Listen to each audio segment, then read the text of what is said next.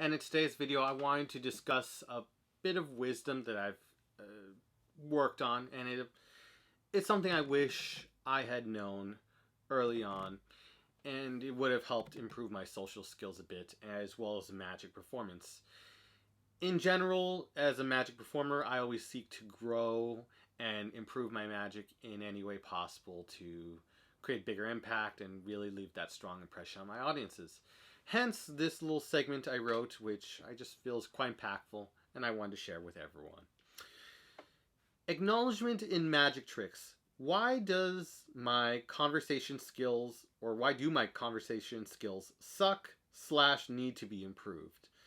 I listen and respond directly to what they say. Well, the fact is, maybe you're acknowledging their statements, but do not acknowledge them for coming up with the idea. Acknowledgement is great, as simple as it may sound. If they were in agreement with most of your statements, tell them that. I think you're right on. I really think, declare it. Make some way of acknowledging it. You were right for thinking of blank, and it is a very detailed plan, maybe outside of magic. Here's where you can shift to positive recognition to your side. There is one thing I'd like to add in addition to that, and that is an example of good acknowledgement. In similar magic contexts, this could be using magic to overcompensate for any flaws and or social skills you may perceive you may be lacking in. In many ways, I guess in magic, maybe I'm crazy for thinking this, and I kind of fell into the trap myself. I learned magic because I'm an introvert. Let's just start with that. I'm an introvert, okay?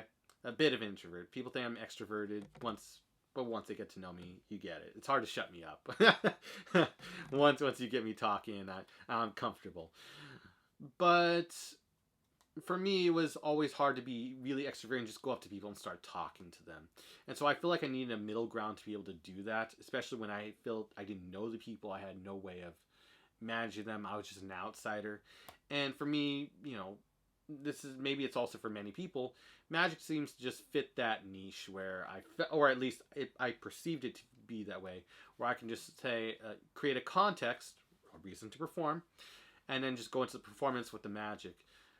But at the end, unless you communicate parts of yourself in the performance, it makes it hard after the performance to want to start a conversation or a dynamic. Maybe you mention, as an example, maybe you mention football during the magic performance. You're revealing a little bit of your interests about yourself. Or maybe you mention how you're nerdy and you like video games. And so now you have things to relate to after you blow people's minds. Now they want to get to know you more, and maybe they can do a callback. You're giving people callbacks to more of yourself. So it's not only about the magic, you're demonstrating a little bit about yourself. And that's how you can expand upon it. But without that, and many performers don't choose to do that, you can be left in an awkward position. It's like, okay, you've done a couple tricks, or maybe they just want to see more trick after trick, and then it's hard to start a dynamic. Or maybe you didn't expand upon spectators, see what their interests are in. And just closing this dynamic to get to closing each other. It's something I wish I knew about, just the dynamic of social skills. And in the worst case, it was, I forget his name. There was one performer who described it as, I just keep performing enough tricks. This is what performers think. If I just keep on performing enough tricks, this girl will love me. And or just make her laugh and she'll love me. And in essence, we perceive it to be that way, but in essence, it's more than that. It's demonstrating qualities about yourself that really make you seem like someone you want to get to know, in essence.